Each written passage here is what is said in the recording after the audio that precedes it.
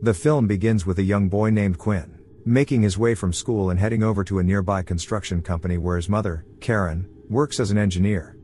The two talk until Karen gets news that they have hit a cave opening. Quinn goes over to check it out and heads inside with a flashlight where he sees strange-shaped rocks.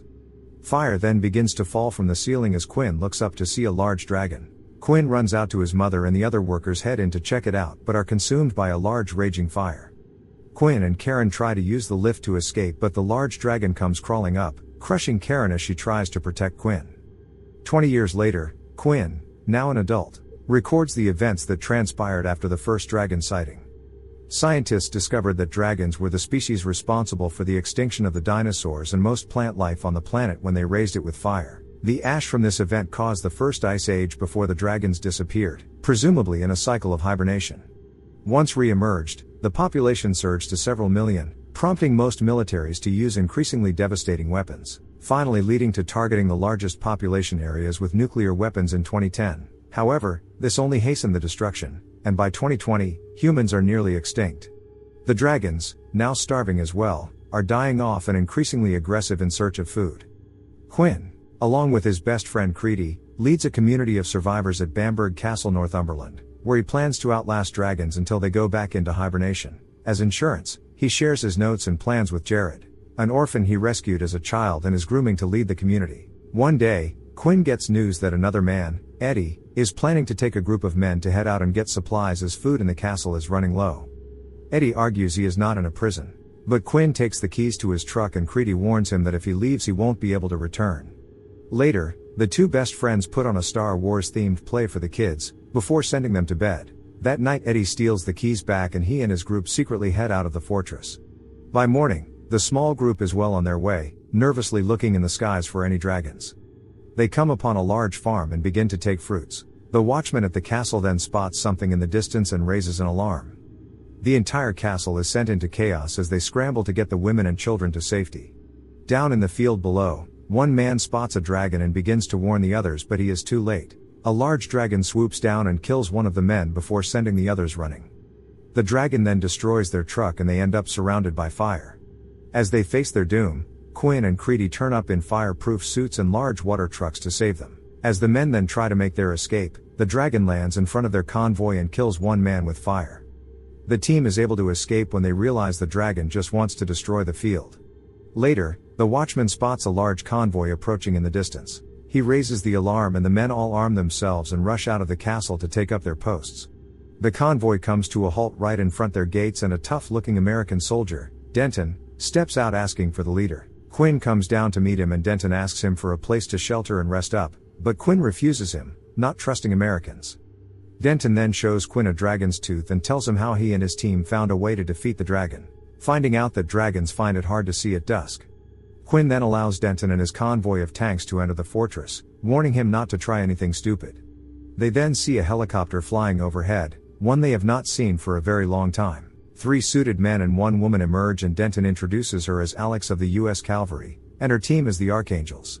Alex explains that her team jumps out of helicopters and snare dragons mid-air, much to Creedy's disbelief. As the team is getting settled in, another dragon is spotted on the horizon and they are immediately flung into action.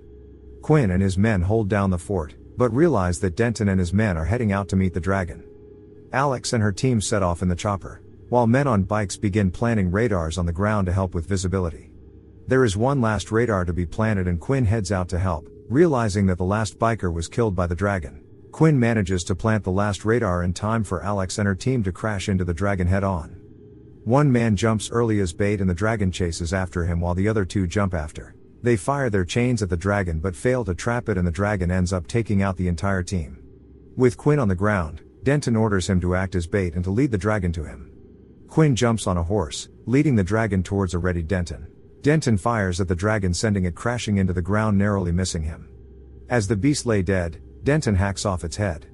That night the entire fortress is celebrating the killing of the dragon. Denton and his men turn up to a round of applause. He is not pleased though. He tells them that they should not be celebrating as taking down one dragon means nothing. Later, Quinn, Alex and Denton talk, and Alex reveals that the dragon that they killed was actually a female. She and her team realize that there is only one male who fertilizes all the eggs, and they track that male to London. Denton wants Quinn's help as he is out of men and supplies. Quinn tells him good luck and is not interested in returning to London, later revealing to Alex that he lost his mother there. Quinn then comes out to see Denton rallying his men and asking for volunteers. He and Denton end up in a fist fight where Denton kicks his ass good and proper. He would have killed you. Denton and his men then head out to London, including Eddie. Later, Quinn leaves the fortress and finds an egg inside the corpse of the dead dragon. Denton and his convoy then come upon a roadblock on their way to London, and he tells Alex, who is flying the chopper, to find him a way around it. Denton then spots a large flame in the distance and orders his men to stand by. Through the thick fog surrounding them, the men hear the flapping wings overhead, before the large beast flies in, engulfing the entire convoy in fire, leaving Denton as the only survivor. The large dragon then begins to attack the fortress, spitting fire everywhere. Quinn hurries back to the fortress in time to see the large dragon flying overhead. He heads inside the burning building where Creedy and Jared have survived, and they begin to gather the other survivors, bringing them to a bunker. The dragon then circles around to finish the job, and Creedy is killed as he heads out to help, and Quinn and the survivors end up trapped. A few hours later, Quinn and the other survivors hear knocking outside, and Denton and his remaining team turn up to save them. Fueled by revenge, Denton, Quinn and Alex then decide to head out to London themselves, to put an end to the male dragon. The three land along the docks, spotting many dragons perched in the distance. Quinn tells them that he knows the city well, and they make their way underground.